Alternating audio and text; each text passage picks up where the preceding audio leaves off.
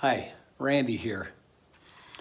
I was asked a question by a gal, a few questions about performance type stuff in clowning. So I thought I will just get on video here so I could send this response to her because it's going to just take a lot of writing. And I'd rather just talk to the camera for a little bit and give my perspective on some of the questions that she had. She was talking about basically being a shy person. Some people say that a lot of clowns actually are shy in person, but it kind of changes when they put on the makeup. And I will say that's absolutely true. Oftentimes when people put on the clown makeup, it kind of releases a different part of them that they don't feel comfortable doing until they have on the mask. So I have seen at times where people that were shy can become very outgoing when they start doing clowning. You know, they put on the nose and it's like a little mask that they can kind of hide behind and peek over the top of the mask and talk to people. And but I've seen the opposite too, where somebody who's maybe really outgoing and kind of crazy personality has put on the nose and just goes silent because it allowed them to release a different part of who they are. So I remember being in England at a very special show. It was a celebration for Arthur Pedler on a weekend. And probably the funniest comedian performer that I've ever seen was Steve Rawlings. He's a Brit, and he did this just stuff on stage that it was just nonstop mayhem. It was hilarious. And after the show, we went backstage and there was a little reception afterwards. And I walk into the area and he's already sitting at a table all by himself. And he's just sitting there kind of staring straight ahead. And I stepped over there with my friend Don Purcell and we said, Mr. Rawlings, we just so loved your show and your performance. It was amazing. We just laughed so hard. And he just kind of looked up at us and went, "Oh, thank you." And it ends up that his normal persona in life is very quiet and shy and all this, but when he goes on stage, it just explodes there. It's really amazing. I know I've experienced that some myself because on stage I always feel like that is not a time to be introverted. You know, I want to connect with my audience, so I have to allow myself to open up and let my emotions flow along with, of course, paying attention to the technique and the routining and everything else that I have planned there. So shy people becoming clowns. I think that it's certainly not something that is rare. Because it allows you to express more of who you are and not worry about, really what people think about you. I know I can say about whatever I want when I'm in the clown makeup. But see, in my real life, I'm a pastor. And obviously, I can't say whatever I think in the moment, in that type of a profession. So, I was asked about, because this person is a little shy, when they're around people for a long period of time, they start feeling like overstimulated. And I think that it does depend on the venues of clowning, of course, because if a person is doing caring clowning and you're just more one-on-one, that's very different than being on a stage in front of 500 people. My favorite clowning is stage clowning because I just feel like I'm really in control of the situation. I also know this, that the people that have come to the show come knowing they are going to see a clown and they want to see clowning.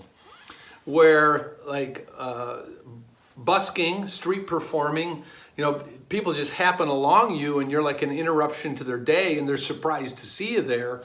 I'd rather have people know that I'm going to be there and they want to come see me.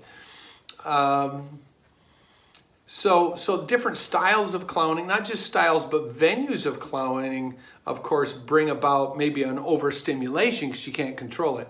I was just asked by a booking agent if I would do 5 hours of strolling walk around, clowning and magic at a company picnic this summer.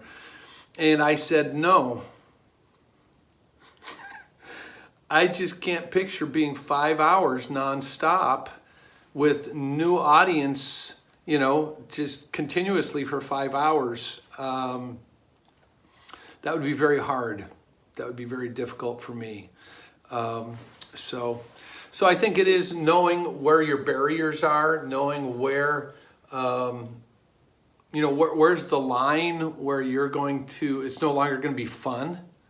You know, stay within your time frame and don't overbook it too much, because you have to have a little, you have to have space for yourself also. Otherwise, you're not going to be good with the audience when you're with them.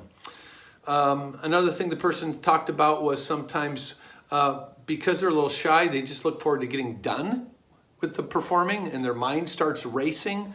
And of course that causes speeding up the tempo and things like that. I studied professional mime. I would recommend it. If you can't take a mime class, then take something like a jazz dance class. Maybe Tai Chi, because all of these things help you gain body control. And I think the hardest thing I ever learned in mime was to stand still and not move, because we always have this nervous energy where, you know, we're swaying back and forth, and we're patting our feet around, and you know, we call it the happy dance, you know, because because we're a little nervous, we're afraid we're not going to hold the attention of our audience, so we better keep moving, you know, and so we get moving around so much. But now actually that just is nervous energy.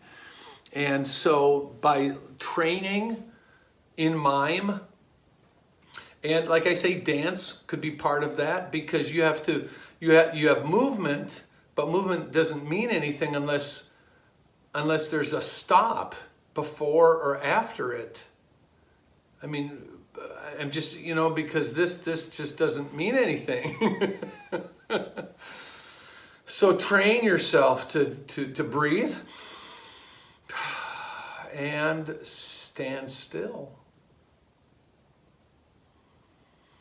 Yeah, I intentionally slow myself down. I still do this in my performing. I still, usually when I watch myself on video, I feel like I'm moving too fast.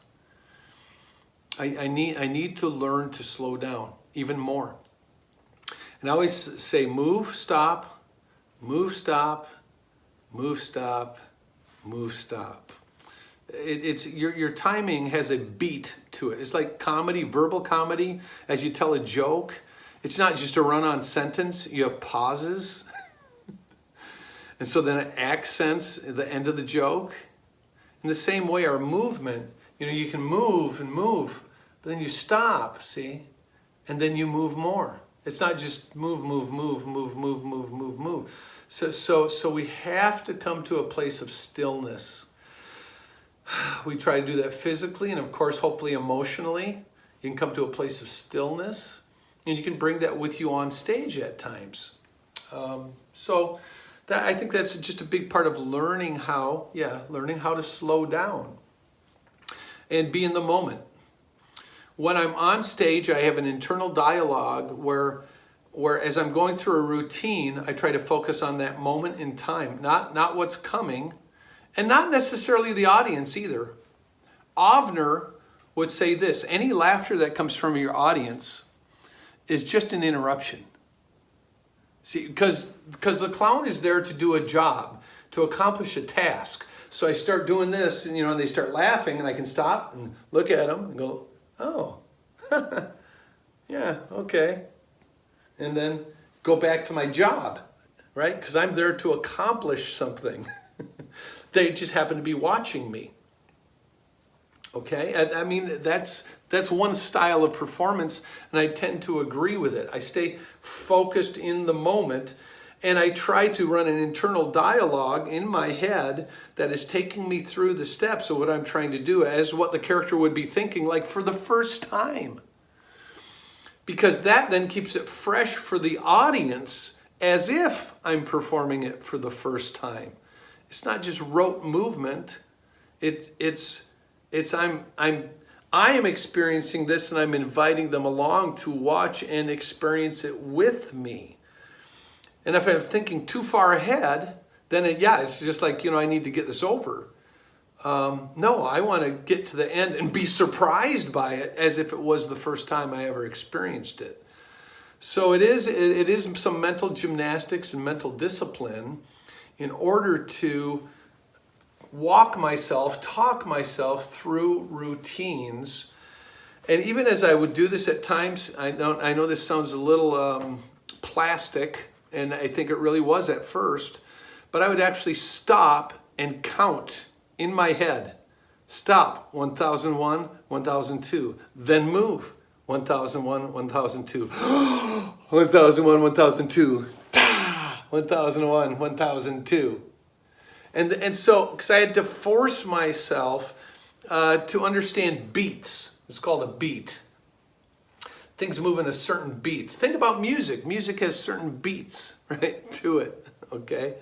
And it's the same way. A cartoon character runs off a cliff, stops, looks at the audience, stops, and goes, oh, stops, and then, whoosh, right, falls off the cliff and vanishes.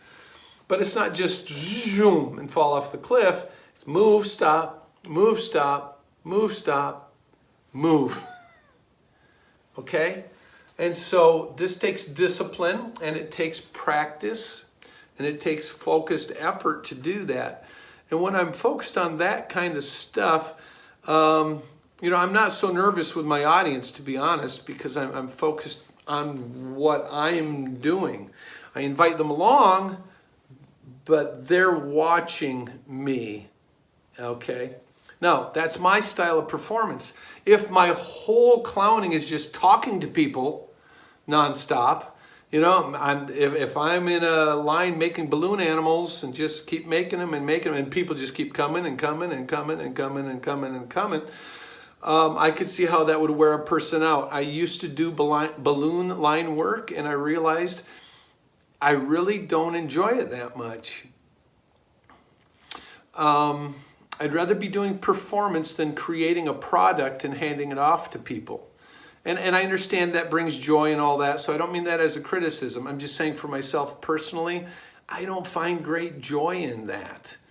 I'd rather be on stage with a balloon and be messing around with it and making people laugh rather than creating, a 12 balloon masterpiece. So that's me, okay?